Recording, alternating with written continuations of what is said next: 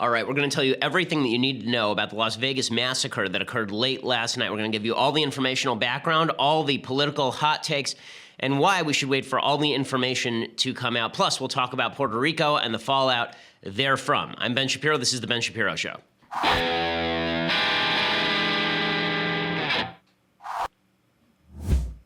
Horrifying act of evil last night, about 10 p.m. in Las Vegas. A shooter opens fire from the 32nd floor of the Mandalay Bay Hotel, overlooking a giant 22,000 person country music concert that was happening.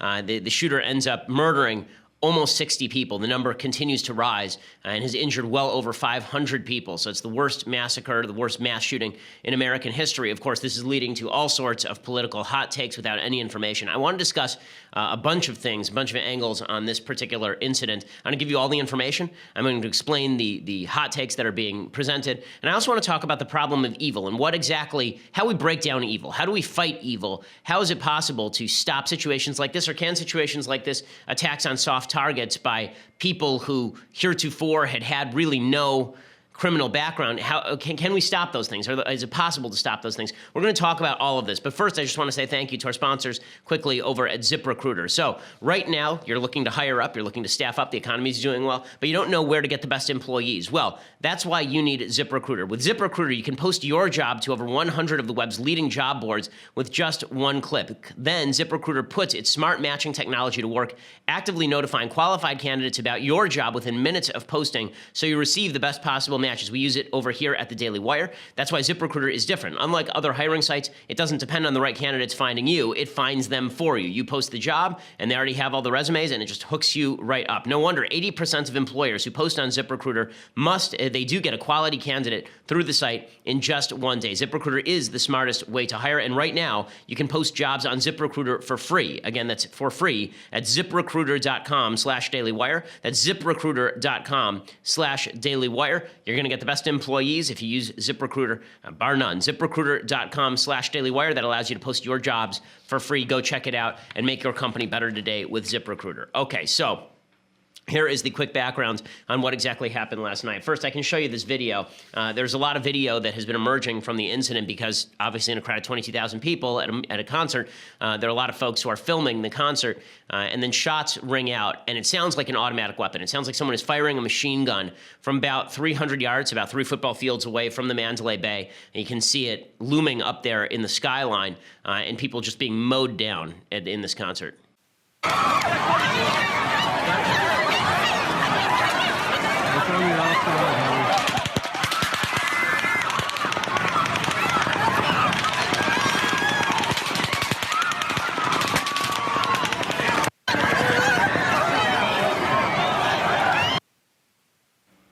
I mean, just unbelievably horrifying.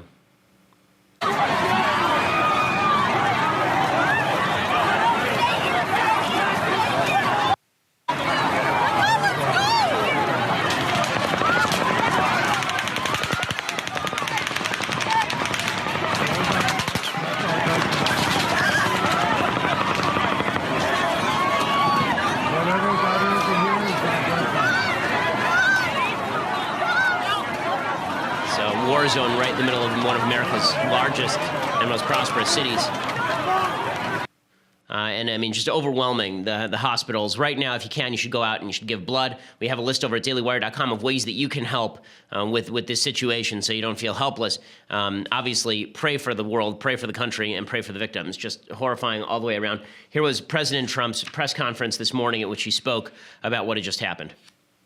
My fellow Americans, we are joined together today in sadness, shock, and grief. Last night, a gunman opened fire on a large crowd at a country music concert in Las Vegas, Nevada. He brutally murdered more than 50 people and wounded hundreds more. I want to thank the Las Vegas Metropolitan Police Department and all of the first responders for their courageous efforts and for helping to save the lives of so many. The speed with which they acted is miraculous, and prevented further loss of life. To have found the shooter so quickly after the first shots were fired is something for which we will always be thankful and grateful. It shows what true professionalism is all about. So President Trump ordered the flags around the United States to be flown at half-staff in honor of the victims. It is the worst massacre, the worst mass shooting in American history. Here's what we know about the shooter. His 64 years old, his name is Stephen Paddock from Mesquite, Nevada. There's no motive as of yet. People, whenever these sorts of things happen, everybody in the news industry immediately goes to social media and begins trying to uncover all of the facts about the guy. None of that has come out so far. Apparently, according to Corey Rose over at the local news, he was known to local police, but they don't really have a criminal history. There have been reports that he lived in a retirement home, but this remains unconfirmed at this time.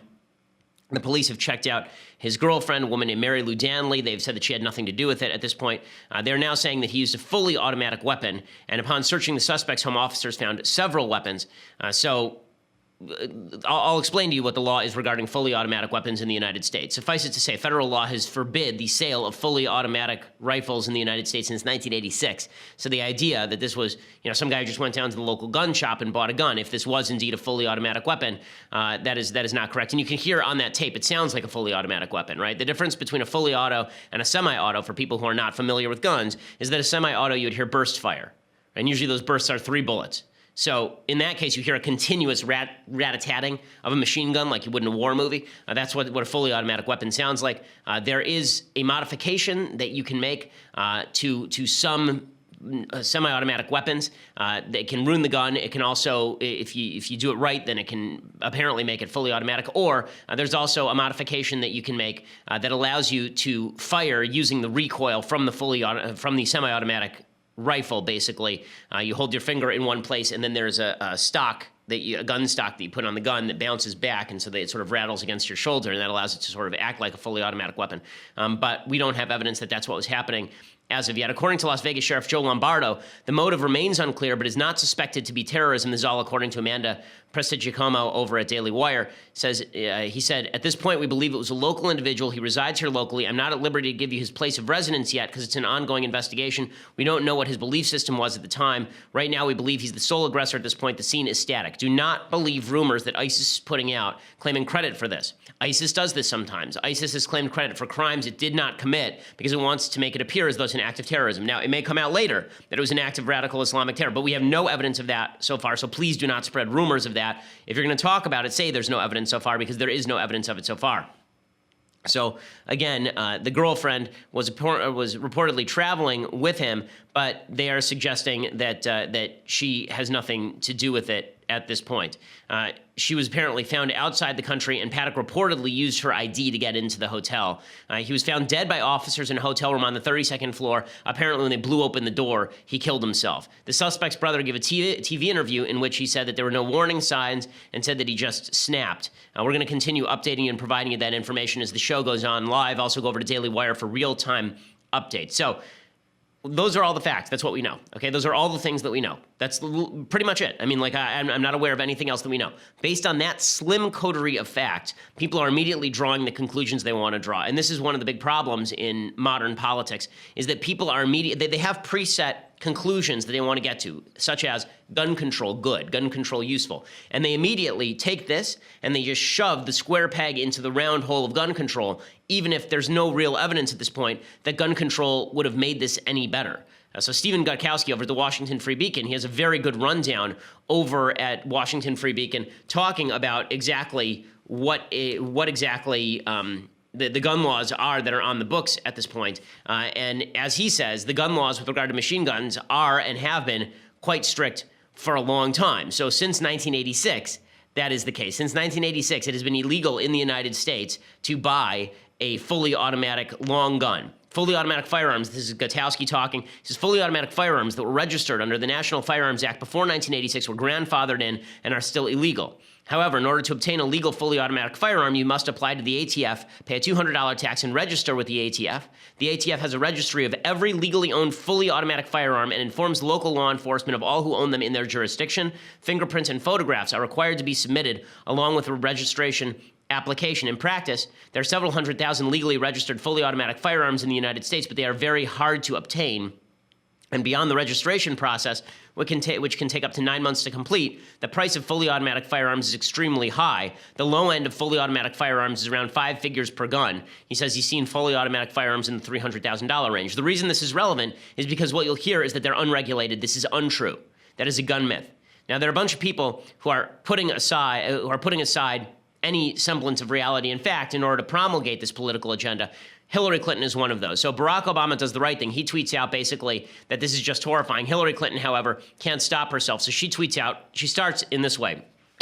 Las Vegas, we are grieving with you. The victims, those who lost loved ones, the responders, and all affected by this cold-blooded massacre. And then she continues along these lines. She says, the crowd fled at the sound of gunshots. It took her legitimately 5 minutes to go political with this.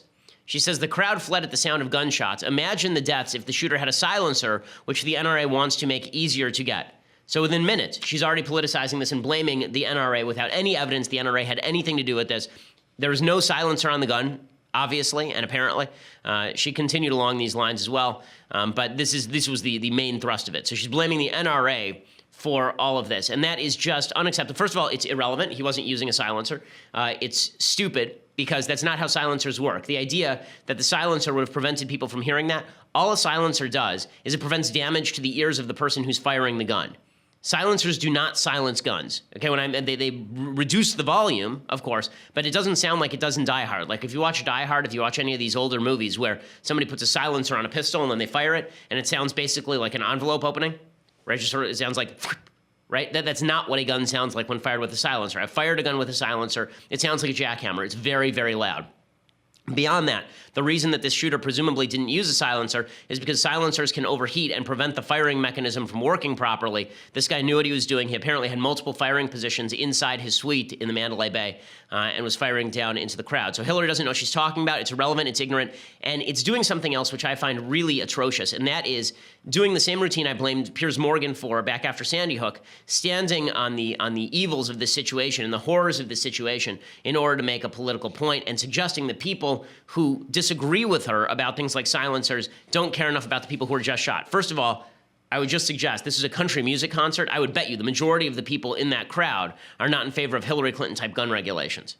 Even the people who are in the crowd, even the victims, I'm sure, many, not the people who are, I don't want to speak for people who are dead or people who are shot, so I shouldn't say that. But I will say that a lot of people at a country music concert, that's a crowd that's more likely to be pro-gun than other crowds. So Hillary Clinton can't even speak on behalf of those people with accuracy. Okay, I want to talk in a second about a couple of other reasons it's inappropriate to immediately jump to legislative proposals without evidence in just a second. But first, I want to say thank you to our sponsors over at ProFlowers. So, for anyone who's excited about this fall, if you're just looking to help a loved one or give something nice to a loved one, you need to go over to my friends at ProFlowers. They have long-lasting bouquets in your favorite fall colors. Their best-selling is Cinnamon Cider Roses, a great option for a birthday, or go with one of the classics like 100 Autumn Blooms or a dozen Autumn Roses. You can't lose because no matter what bouquet you send right now, you get 20% off any of ProFlowers' unique bouquets of $29 or more. ProFlowers is just great. It shows up at the house. You can pick the date you want it to show up. And these flowers are guaranteed to last at least 7 days. They're guaranteed fresh for at least 7 days, or you get your money back. And if they break, if it comes and it's broken in delivery, if the vase is broken, they'll replace it. We've had that happen. They're great about it. They just replace it right away. To get 20% off all bouquets of $29 or more, go to proflowers.com. That's proflowers.com. Use my code BENSHOW at checkout. That's proflowers.com, and use code BENSHOW at checkout. Again, proflowers.com, use BENSHOW at checkout, and you get 20% off all bouquets of $29 or more. Whenever I'm out of town, I send my wife flowers using ProFlowers, and yes, I use my own promo code BENSHOW in order to get the discount. So go over to proflowers.com and use BENSHOW at checkout. So, as I say, people on the left immediately jumped to political positioning. Elizabeth Warren did the routine. We have to do something now to stop it. So I'll talk in a second about what could be done to stop these sorts of things, if anything. But she's not the only one. Richard Dawkins, the famous atheist, tweeted out something quite disgusting. He tweeted out, "Dern tootin', great shootin', cool dude certain, he's Second Amendment right, hell yeah."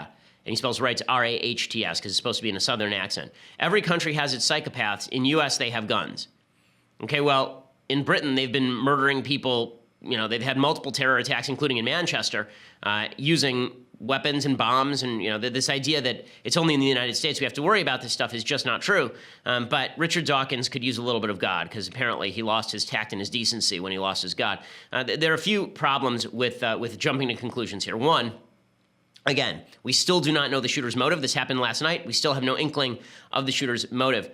How the shooter acquired his weapons, we still don't know. So suggesting laws that we don't know would stop this guy from acquiring the weapon in the first place is always troublesome. Now, to be intellectually honest, I want to say you can propose a good law that doesn't necessarily deal with this specific situation, right? It's not like every law has to deal with the specific situation at hand. If it reduces the probability of a situation like this, or if it doesn't even have to do with this situation, but it's going to make things safer generally, right? You can pass a seatbelt law that has nothing to do with a mass shooting. The seatbelt law can still be good, but it's dishonest to suggest that using a situation like this to push a law that wouldn't have stopped a situation like this, the two things are related, because they're not.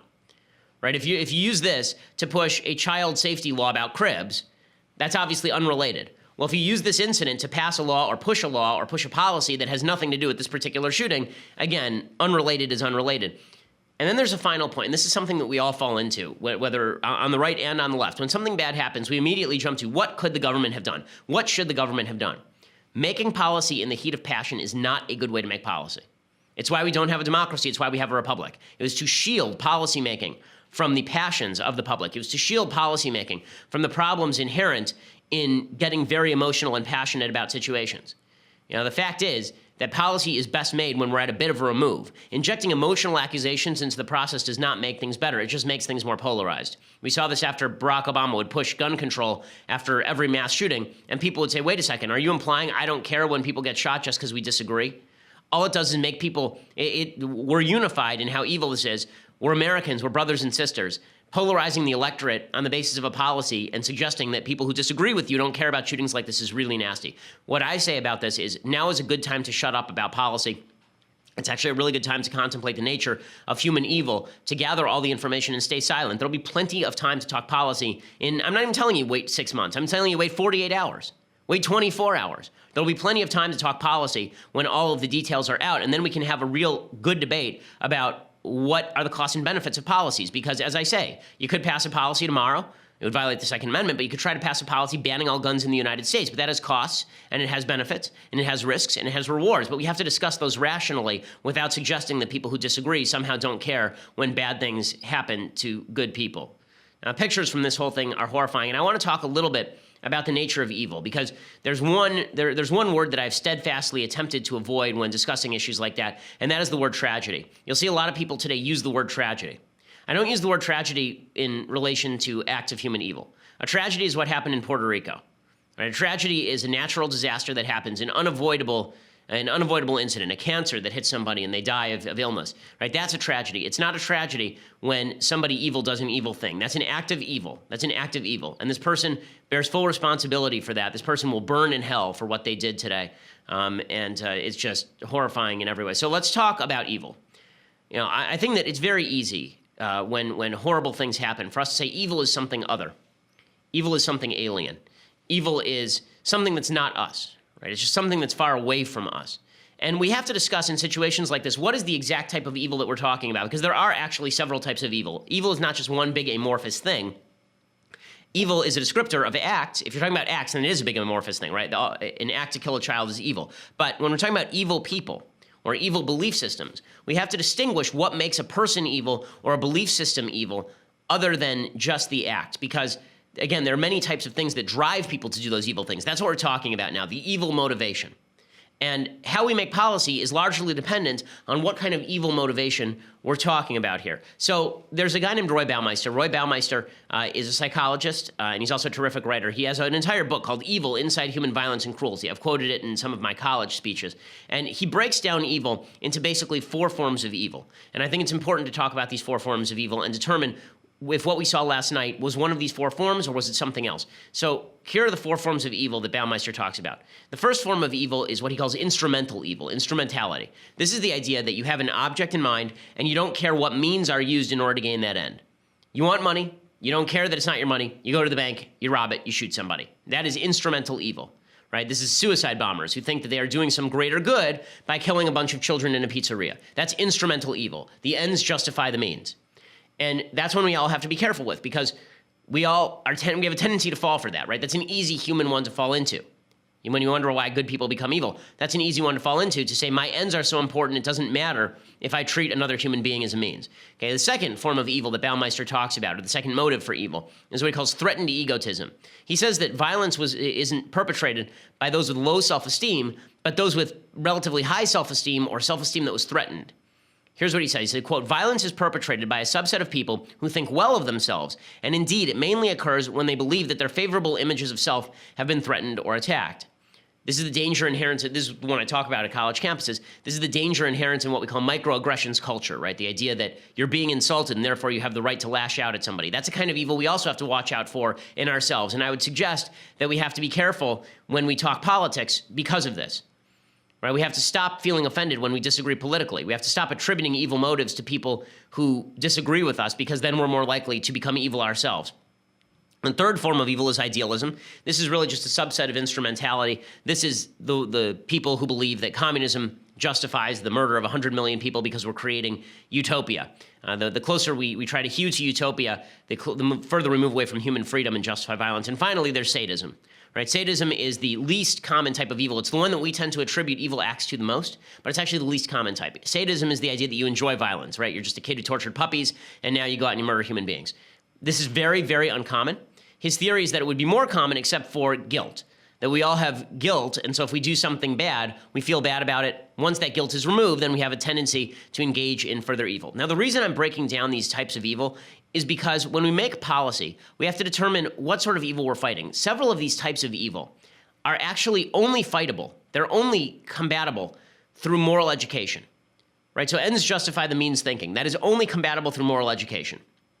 You can have laws on the books that stop people from committing violence, but that's not going to help you if people are willing to break those laws in order to achieve a higher end. Moral education is the only way that you can prevent that. That's not something that can be done at the governmental level. It has to be done at the individual level, at the community level, at the school level. That's something that we all have a part in helping to prevent. Well, how about threatened egotism, the motive that springs from threatened egotism? Well, there, I think that it's important, again, moral education has to take a hand here. We all have to acknowledge that political disagreements do not involve a blight on your identity. Idealism, same thing. Your ideals do not justify violence. This is a moral education issue. Sadism is one where, and if this looks like a sadistic crime, which it may well be, or if this is a crime of mental illness, that's the one where we can talk public policy. Because the problem is with all the other three you're talking about, everyone is susceptible to it. Everyone is susceptible to instrumental evil. Everyone is susceptible to idealistic evil. Everyone is susceptible to threatened egotism evil. So if you promulgate a regulation targeting any of those three things, or any of those three types of people, you're going to take away rights from everyone. The only types of people that we can profile are sadists and mentally ill people. Those are the only types of people that we can profile. This is why you see the great discrepancy between how the left describes stuff like this, talking about the instruments of evil, the guns, and the right talks about how do we actually stop people from committing these acts. They're two completely separate conversations. I want to talk a little bit more about that in just a second. But first, I want to suggest that you go over to My Patriot Supply right now and prepare yourself with new survival food supplies. So if you look at what just happened, the hurricane in Puerto Rico, if you look at what's happened in Houston or what's happened in Florida, if you look at the earthquakes that have been happening in various locales around the world, or if you just see terrible terror attacks, you know that there may be times where you are forced to shelter in place. If you're forced to shelter in place, you're going to want food. You don't want to have to run out to the grocery store. The grocery store may be empty anyway. It's very important that you have enough food at home to take care of your family for a while in case you can't leave the house. Well, that's why you need to go over to 888-803-1413, 888-803-1413, or online at preparewithben.com. It's $99 plus free shipping. My Patriot Supply, these are the people I would trust. All the people in the office have tasted the food. They say that it really is quite good. 888-803-1413, preparewithben.com. $99 is not a lot of money in order to ensure that your family is safe in case of a crisis. 888-803-1413, preparewithben.com. Again, that's preparewithben.com.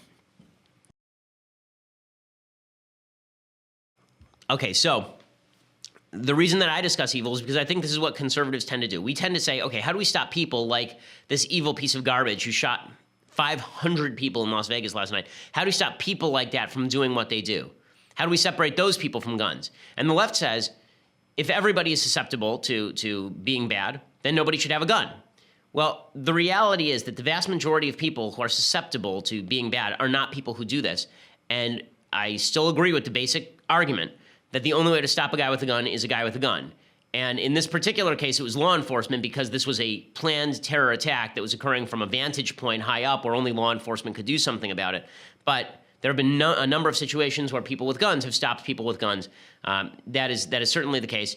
All the arguments for the Second Amendment don't stop applying just because somebody misused the Second Amendment or obtained their gun illegally. We don't even know how this guy obtained his gun in the first place. So, again, there'll be lots of time to discuss the policy implications of all this tomorrow. All I would suggest for everybody is that we focus in on how we cleanse our own hearts of the tendency to do evil things, how we look at the world, and that we think a little bit more about the fact that we're all brothers and sisters in this fight against evil people, and we really need to focus together on how we can make our country a better place across the board without tearing each other apart over simple political disagreements, because I see that happening too much, and I find it really inappropriate and quite disgusting. Okay, so in other news, the President of the United States is in hot water over everything that's happening in Puerto Rico.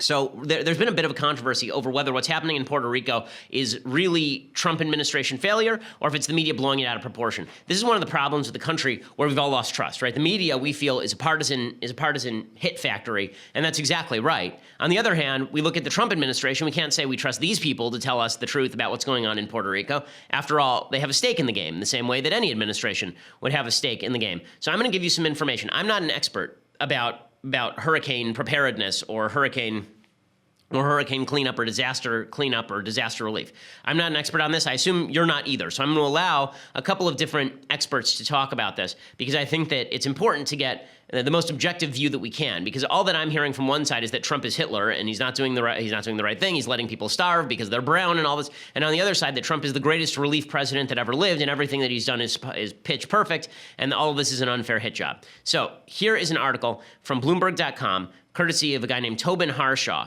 And he interviewed a retired Navy captain named Jimi Hendrix. So Jimi Hendrix is Jerry Hendrix, not the guitarist. He's a senior fellow with the Center for New American Security, and he served for decades both on the high seas and in high-level staff jobs, including with the Chief of Naval Operations Executive Panel and the Office of the Undersecretary of Defense for Policy's Irregular Warfare Quadrennial Defense Review. He has degrees from Purdue, Harvard, the Naval Postgrad School, and a PhD from King's College in London. And here's what he said. What he suggested is that the Trump administration is actually doing a pretty good job. He says he doesn't think the criticism has been fair. He says there's a fair amount of anticipatory action that is not being recognized. Amphibious ships, including the light amphibious carriers Kearsarge and Wasp, and the amphibious landing ship Doc Oak Hill, were at sea and dispatched to Puerto Rico ahead of the hurricane's impact. These are large ships that have large flight decks to land and dispatch heavy-lift CH-53 helicopters to and from disaster sites. They also have big well decks, exposed surfaces that are lower than the fore and aft of the ship, from which large landing craft can be dispatched to shore carrying over 150 tons of water, food, and supplies on each trip. You're seeing a lot of rumors online about problems distributing the supplies throughout the country because of unionized truck businesses or impassability of the roads. That has nothing to do with Trump. These are actually the ideal platforms, he says, for relief operations owing to their range of assets.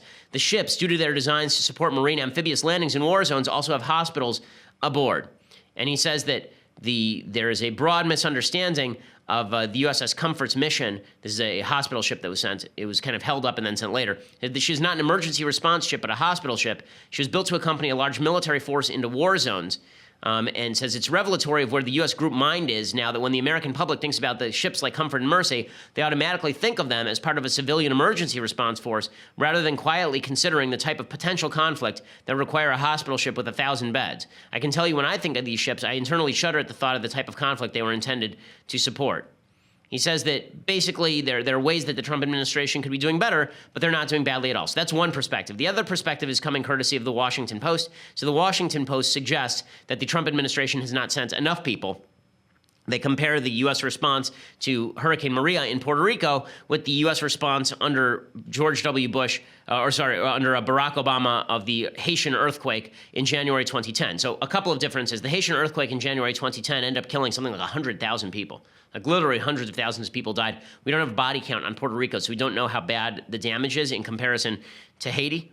But here's what they say. They say 8 days after Hurricane Maria ripped across neighboring Puerto Rico, just 4,400 service members were participating in federal operations to assist the devastated island, an Army general told reporters on Thursday. In addition, about 1,000 Coast Guard members were aiding the efforts. 40 U.S. military helicopters were helping deliver food and water to 3.4 million residents of the U.S. territory, along with 10 Coast Guard helicopters. And then there are a bunch of people who helped out in Haiti who said that they are not happy with the level of support. They say within 2 days of Haiti's earthquake, the Pentagon had 8,000 American troops en route. Within 2 weeks, 33 military ships and 22,000 troops had arrived. More than 300 military helicopters buzzed overhead, delivering millions of pounds of food and water. So they're suggesting that basically this is a fraction of what was done with Haiti. Again, I don't have the expertise, so I'm just going to present you with the facts without making a hard and fast judgment. Suffice it to say, I'm seeing credible people on both sides of the aisle, some saying that all of this is basically going as planned, and some people saying that this is obviously not sufficient. So before you start believing all the rumors that everything is a disaster area,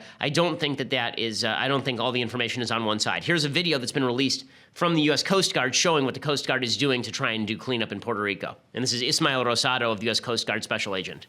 Expected some damage, but not to the extent that we experienced yesterday, that we witnessed yesterday. It was people lost everything in their houses. They everything. They just, the only thing they had it seems like whatever they were wearing, that was left. Looking at the homes and seeing where the water line was pretty much chest level for me, it was definitely a challenge to keep it together. When we started distributing the supplies throughout the community, I was sad. I was sad looking at the conditions that. So I mean, obviously, you can see that there is work that's being done on the ground, and you wouldn't see a lot of these videos, except for the fact that a lot of these branches of the military actually have their own PR wings. This has been contrasted with San Juan Mayor Carmen Yulín Cruz. So she is a very, very left-wing mayor of San Juan. She apparently has supported particular terrorist groups in the past that are left-wing in terms of her rhetoric. And she went on national TV to rip President Trump, and of course the media ate it up. Well, maybe from where she's standing, it's a good news story. When you're drinking from a creek, it's not a good news story. When you don't have food for a baby, it's not a good news story. When you have to pull people down from their buildings, because I'm sorry, but that really upsets me and frustrates me. You know, I would ask her to come down here and visit the towns and then make a statement like that, which frankly, it is an irresponsible statement, and it contrasts with the statements of support that I have been getting since yesterday when I got that call from the White House. Damn it, this is not a good news story. This is a people are dying story. This is a life or death story. There's a truckload of stuff that cannot be taken to people's story. Okay, so the media, of course, eats this up and suggests that she is exactly right. This is going to be Trump's Katrina, and the media's alacrity to cover this thing. And their apparent unwillingness to talk to other people on the ground is quite striking here. There's some problems with this particular mayor, who seems like she has a lot of time for TV and not as much time to actually do the things she's supposed to do. So she admitted in a press conference that she had not met with the Federal Emergency Management Agency. She was invited to do so, and she didn't even bother to do it. Will you meet with people from my administration? People from my administration have been to the COI. Yes. But she has not, apparently. So while she's ripping Trump up and down, she has not visited the FEMA headquarters. She was also apparently wearing, at one point she had a shirt made up that said, "Help us, we are dying." So she had time to make a custom T-shirt that she could wear on TV. But her management of the crisis has not been great, to say the least. There's always this sort of blame game that goes on, by the way, between local authorities and the federal authorities. You remember after Katrina, Mayor Ray Nagin, who was largely responsible for the tragedy in New Orleans, who had told people to stay in town, made it a voluntary evacuation instead of a mandatory evacuation. He blamed the federal government. The media ate that up. The governor, Kathleen Blanco, she blamed the feds. And, of course, the media ate that up. It was funny, when all the locals were saying that Obama wasn't doing enough during the Louisiana flooding a few years ago, then the media wasn't quite so, they weren't hustling quite so much to get those people on TV. And I'm going to show you the other side. I'm going to show you the people who are saying that this mayor is basically speaking inaccurately, shall we say. But first, I want to say thank you to our friends over at Stamps.com. So if you don't feel like standing in line at the post office and waiting there for hours to get the stamps that you need, or to measure the postage, or you just don't feel like hanging out with all those people, if you want to be quick and efficient, that's what Stamps.com is for. So Stamps.com brings all the services of the U.S. Postal Service right to your fingertips. You can print official U.S. postage for any letter, any package, any class of mail using your own computer and printer. They make it really easy over at Stamps.com. They send you a digital scale so you can calculate how much postage you need, and then they'll help you decide the best class of mail based on your needs, and then you can actually print the postage directly onto a piece of paper and tape it to your envelope or your package. You can print it directly onto a sticker. You can print it directly onto the envelope itself. You don't have to lease an expensive postage meter. Stamps.com is terrific because we use it here at the Daily Wire offices all the time. Right now, you can enjoy Stamps.com service with a special offer. It includes 4-week trial plus postage and a digital scale without long-term commitments. Go to Stamps.com, click on the microphone at the top of the homepage, and type in Shapiro. That's Stamps.com. Click on that mic at the top of the homepage and enter promo code Shapiro. You get a 4-week trial plus postage and a digital scale without any long-term commitments. For that special offer, go to Stamps.com, promo code Shapiro. You never have to go to the post office again. Okay, so the media's been granting a lot of credibility to this San Juan mayor, who apparently is not doing the world's greatest job. But here is the Puerto Rico governor saying the feds are answering our calls, like we want more stuff, but they're doing what they can do. There was a good article that aired the this FEMA morning chief. in the Washington It's okay, Examiner. we can play the FEMA chief, that's fine. Brock Long from Mayor FEMA. Otero out of Guaynabo, if I'm not pronouncing that correct, is basically saying, look, there's been excellent communication with not only the governor, but also FEMA and the way that we're trying to tackle this. We can choose to look at what the mayor spouts off or what other people spout off, but we can also choose to see what's actually being done. And that's what I would ask. Okay, and the Puerto Rican governor has also said that the feds are answering. So Trump responds to all of this, and he's very angry. And you can see why he's mad, because the media, of course, have jumped on this with both feet. So, for example, Saturday Night Live called Trump a cheap cracker. Really, this is what they said, because Trump responded to the San Jose mayor by insulting the San Juan mayor because he insulted the San Juan mayor. Why don't we do his response first? So here are his tweets about the San Juan mayor.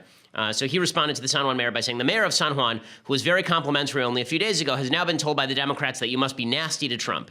Okay, again, I think that the president of the United States has the right to say the mayor of San Juan, I understand why she's emotional, but she's incorrect about the way that we're treating this. We're treating this with the highest level of seriousness, which is why all of the experts say that we're doing what we can do. It's why the governor says this. It's why the other mayors say this. Instead, to go after her and say she's been nasty to Trump, he's making it more personal even than it was. That's not the way to unify or to move above the debate. Do I blame him for this? This is Trump. I mean, what would you expect? He feels like he was maligned, and he's going to hit back against that. And I don't think that he's completely wrong to do so. He continues along these lines. And he tweets, such poor leadership ability by the mayor of San Juan and others in Puerto Rico who are not able to get their workers to help. Again, here is where he starts to veer off. So as always, Trump starts from a point that is 80% correct, and he moves into points that are now 10% correct, right? Who are these others in Puerto Rico who are not able to get their workers to help? Can he call them out? Can we know? Or why is he, like, if we're going to play the blame game now, let's find out who specifically is impeding the progress here. Don't just put it on the people in Puerto Rico. And then he continues along these lines. He says, they want everything to be done for them when it should be a community effort. 10,000 federal workers now on island doing a fantastic job. Okay, again, who are these people who want everything to be done for them? Now it sounds like he's accusing all of these people of laziness. Like, what is the point of this? What is the point of this? He could just say, the San Juan mayor is wrong. I'm insulted by the implication that I'm not taking this seriously. Of course I am. Maybe she's politically motivated to say this stuff because I see no other reason for her to say this other than political motivation, right? That I think would find 90% appropriate. Him going after all of the people of Puerto Rico, apparently, or a large swath of the people of Puerto Rico, that seems, and saying that they want everything done for them, that, again, if you're not going to name names, then this is just bad policy. But he's very angry at the media because the media used this as an opportunity to slam Trump himself. So here's Bernie Sanders talking about how it is unspeakable to attack the mayor of a city that has been underwater. Speaking from his fancy golf club, playing golf with his billionaire friends, attacking the mayor of San Juan, who is struggling to bring electricity to the island, food to the island, water to the island, gas to the island. That is just, it is unspeakable. And I don't know what world Trump is living in. Okay, so I like that it's unspeakable for Trump to say the mayor's not doing her job, but it's not unspeakable for the mayor to say Trump's not doing his job. That much I don't blame on Trump. I do blame Trump for going beyond that and starting to rip, broad swaths of the Puerto Rican public or governing structure. I also blame Trump for this. This image is just not smart. If Obama did this, we'd be ripping him up and down. If Obama had gone out and played golf in the middle of a hurricane relief effort and then dedicated the golf tournament to the victims of the hurricane relief, I have a feeling that everybody would have been on his case, and I think rightly so. It's just an image. Okay, so apparently he got up and he actually, so if you can't see the image, it's him at this golf tournament. And here is what he said. He said, on behalf of all of the people in Texas and all of the people if you look today and you see what's happening, how horrible it is, but we really have it under great control. Puerto Rico and the people of Florida who have suffered over this last short period of time with the hurricanes, I want to just remember them. And we're going to dedicate this trophy to all of those people that went through so much that we love, a part of our great state, really a part of our great nation. He says, I'll tell you what, I've been watching this thing from the beginning, and I have to say, our Team USA, wow, did you play well? I can guarantee you the people in Puerto Rico do not give two craps about this golfing event. Okay, and I don't think victims in Texas or Florida are deeply honored by the president presenting the president's cup to the victims of a hurricane. Like, unless it actually has potable water in it, I have a feeling they're not super interested in it. So that's just bad politics. Trump, better than anybody, should know about the imagery here, and it's really dumb. Does that justify the media's response? No, the media's response is super over the top. So here's SNL yesterday ripping into President Trump, calling him a cheap cracker. It's hurricane relief. These people need help. You just did this for white people twice. Do the same thing. Go tell Melania to put on her flood heels, get some bottled water, some food, pack up some extra Atlanta Falcons Super Bowl T-shirts, and write them a check with our money, you cheap cracker. Okay, so first of all, calling the president a cheap cracker, imagine if somebody had said something similarly inflammatory about Barack Obama referring to him by race. Would that be okay? And by the way, it's an easy comedic technique to use shocking words and then expect people to laugh, but it's really kind of gross. So no wonder Trump is mad, and Trump has a right to be mad. Again, there's not a lot of evidence, or at least there's mixed evidence, that this Puerto Rican effort is being handled badly. And to suggest that he is a quote-unquote cheap cracker is pretty incredible, and Trump has every right to be upset about all of that, for sure. The media are really over the top here. So I want to talk about football fallout and then some things I like and some things I hate. For all of those things, you're going to have to go over to the website right now and subscribe. For $9.99 a month, you can get a subscription to dailywire.com. You get the rest of the show live on video, so you can get the rest of the show later if you want to listen to it at iTunes or SoundCloud or YouTube, where you should subscribe anyway, and you can do that for free. But if you want to actually watch the show live and see what I'm saying in real time, then you need to go over to dailywire.com for $9.99 a month. You get my show live, you get Knowles' show live, you get Clavin's show live, you get all three of those shows live, and if you're a subscriber, you can write into the mailbag and we'll answer your questions. On Fridays, we do the mailbag, so you get to be part of our team that way. If you want the annual subscription, then you get it cheaper, not $9.99 a month, but $99 a year, so you save yourself about $20 off the top by getting the annual, and you also get this leftist tiers hot or cold tumbler, which you will enjoy to the very fullest of life. You will love it. There's nothing about it you will not love. You'll love the etching. You will love the deliberately hand carved by blind nuns lettering. You'll enjoy the beverages that this thing holds. It is just glorious. So you get that. If you just want to listen later, go over to iTunes, SoundCloud, or YouTube, as I said, and subscribe and leave us a review. We always appreciate it. We are by far the largest and fastest growing conservative podcast in the nation.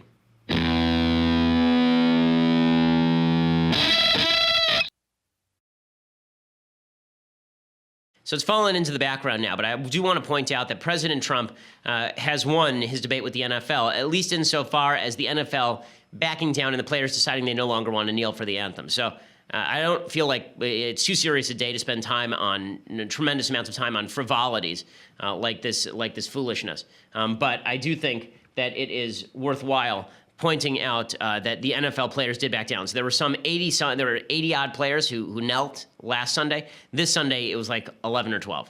It was a much lower number, maybe 20 at the upper end. The players decided that it was not worth alienating their audiences, and that's because Trump threw a spotlight on them, and the players were stupid enough to all kneel, and then the audience said, nope, not into it, and the players all stood up again. So, you know, good for the audiences for saying it's wrong to kneel. I suppose good for Trump for saying that it's wrong to kneel, because I agree with him that it's wrong to kneel. I'm not glad about the way that he went about it, but again, I think it's clever of Trump politically to have done this. And I'll show you. Marshawn Lynch is a running back for the Oakland Raiders. He's also kind of a crazy person. And Marshawn Lynch showed up at his game yesterday wearing a shirt that says "Everybody versus Trump." Right, and so there he is. You can see the picture of him wearing the shirt that says "Everybody versus Trump." And President Trump thanks you for your 2020 donation, Marshawn. I mean, nothing is going to make Trump look better than a bunch of jerk football players who make millions of dollars a year and want to kneel for the anthem, saying that they are against Trump. It makes Trump a very happy man every time they do this. Kamala, and what's amazing is the Democrats are so stupid that they're jumping right into they've decided they are going to jump on every landmine. Every landmine must be stepped upon multiple times until it explodes. Kamala Harris, the senator from California, unfortunately my own senator over here in California, she says that no one should feel threatened or bullied by President Trump. Again, I don't disagree that President Trump shouldn't have been bullying the NFL to suspend players. But I think the Democrats are making a very stupid political move by trying to own this one. Let's speak the truth, that when Americans demand recognition that their lives matter, or kneel to call attention to justice, that is an expression of free speech protected by our Constitution and should not be threatened or bullied. Okay, I may agree with the general point that she's making, but the Democrats wanting to own this thing, not particularly smart. Okay, time for some things I like and then some things that I hate. So, quick things that I like. So, there's a book that I read over the weekend. It was recommended to me by a new friend who we are doing a Facebook Live with either today or tomorrow. We did film it earlier, but we're going to put it up a little later. That is Professor Edward Fazer, who wrote 5 Proofs of God's Existence. He recommended to me a book on free will that I read over the weekend. It's very short, it's about 85 pages, but it really is quite concise and good. It's called Free: Why Science Hasn't Disproved Free Will by a guy named Alfred Mealy. And it is quite good. It's easily readable, and it debunks a lot of the scientific arguments on behalf of the notion that neuroscience shows that you have no free will and that basically you're just a machine, a self-replicating machine. That's not the case, and this book shows that the science has not proved it. The single most important factor for the development of society is your feeling of capacity to better yourself and better the society in which you live. If we didn't feel that way, progress would stop short, people would get depressed, we'd have a serious problem. I think that's one of the problems with our society as it currently is constituted. Check out this book to find out why science has overstepped its boundaries in making some of its more ridiculous claims about the nature of your capacity to choose. Again, the book is Free: Why Science Hasn't Disproved Free Will. Good book. Okay, other things that I like. So I ripped SNL earlier. I want to compliment SNL for a very funny bit that they did. They did a bit for a new type of jeans that they are calling Levi's Woke. Here is the bit. It's pretty funny. My jeans tell me I'm a man. My jeans tell me I'm a woman. They tell me I'm relaxed. That I'm skinny? A child. Yo, you don't know me, jeans. I'm not a style. I'm not a size. That's not me. I am not a child. I'm me. I'm unique. I'm woke. Woke. I'm woke. So, why aren't my jeans? Now they are. Introducing Levi Woke, sizeless, style-neutral, gender-non-conforming denim for a generation that defies labels. Levi's heard that if you're not woke, it's bad. So we made these. Defining someone by their style? That's offensive. That's why Levi Wokes have no style. What's my size? Why don't you try asking me about my accomplishments? My Wokes are size me. They fit everybody. Because they fit nobody. So what colors do they come in? Colors? I'm triggered. This color. Can you label this color? That is the color Greb. They not brown, but they not brown. It's a handful of colors, none of which are dominant. Just like our country. Oh, wait. Whoa. Let's talk pockets. Pockets sold separately. Yo, who says I have hands? You getting this yet? The jeans are woke. Whoa! Do they come in men's and women's? Nah. Do they come in person? What do you think? That's why Wokes got Unifly. 180 degrees of gender nonconformity. My jeans let me decide how I go to the bathroom. Okay, so see, when SNL actually decides to be politics neutral and go after both sides, it's so funny. This is really good, okay? Because the whole woke thing is so stupid. And of course, trying to apply it to basic elements of everyday life demonstrates how stupid it is. Okay, so there we go. A thing from SNL that I like. Congratulations, SNL. Okay, time for a couple of things that I hate. So,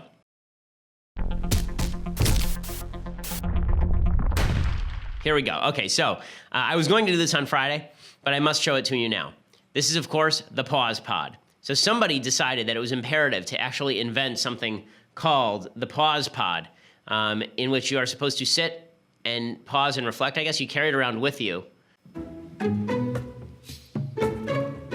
Okay, it's a dude getting into a tent, and there's like an actual part of the tent that folds out to hold your legs. It says, take a nap anywhere. And then it's just some creepy dude in the middle of a park getting out of a tent, like a homeless guy near the LA River. Just awesome. So somebody invented a tent, and then they called it the pause pod. And apparently it's like well insulated, and also you can stick your legs out so that somebody can trip over you, apparently. You know, Peter Thiel suggests that the pace of innovation in our society has dramatically slowed. I would think that this is pretty good proof of that. My son has a pause pod. It's like a little tent that we got him for like $10, and he likes to prop it up and sit in it. I guess it's his pause pod now. He does not stick his legs out of it because he's not a moron like these adults who decide that in a public place he's a year and a half and he's not stupid enough to do this. And they've decided that they need to stick their legs out into the public thoroughfare. As I suggested to Mathis, this just seems like ripe for robbery, right? Like, can't you just imagine somebody goes to sleep in public in a tent? You just open up the tent, grab their stuff, and run. And meanwhile, their legs are tangled up in the lengthening part of the pause pod. Or if you really want to get violent about it, I suppose you could just chainsaw off their legs and they really can't chase you. But, there's no reason to get violent about it. You can also just push over the tent and laugh. That's probably what I would do. So if you ever see someone with a pause pod, just know that that person is not a success in life. Okay, other thing that I hate. So the other thing that I hate today is that John Kasich somehow thinks he's still relevant. The Ohio governor, who basically assured that Donald Trump won the nomination by staying in the race far too long, a man who I have said before looks like he went through the washing machine like a receipt in your pocket and then was uncrumbled. He now says that maybe he won't support the Republicans and he'll make an independent run, because that's just what we need, America, is John Kasich making an independent run. Oh, God, no. Please, God, not John Kasich. Yes, John Kasich. If the party can't be fixed, Jake, then I'm not going to be able to support the party, period. Well, okay, if the party is fixed by people like John Kasich, it ain't fixed. Okay, I think there are serious problems in the party. I do not think that this man is the one to fix the problems in the party, considering that he was too selfish to get out of the race and let somebody else compete. This dummy stayed in long enough that it was impossible for anybody else to win the nomination. And here he is talking about how he's not a factor in ruining the party. This is a guy who expanded Medicaid in his state in accordance with Obamacare. Blech. Okay, go away. Good riddance. Get out, John. No one likes you. Okay, so we'll be back here tomorrow. The rest of the week, we are broadcasting from abroad. We're broadcasting in the next 2 days. We're broadcasting from Sacramento, and then I'm gone for a week and a half. So treasure these next 2 days. Treasure our time together, because it really is precious. And please, seriously, everybody pray today for the state of the country. Now, pray today for the world. And let's pray that the evil that is growing, it seems, all over the planet and in so many hearts and minds should be checked by a more benevolent God. Let's pray for that. I'm Ben Shapiro. This is The Ben Shapiro Show.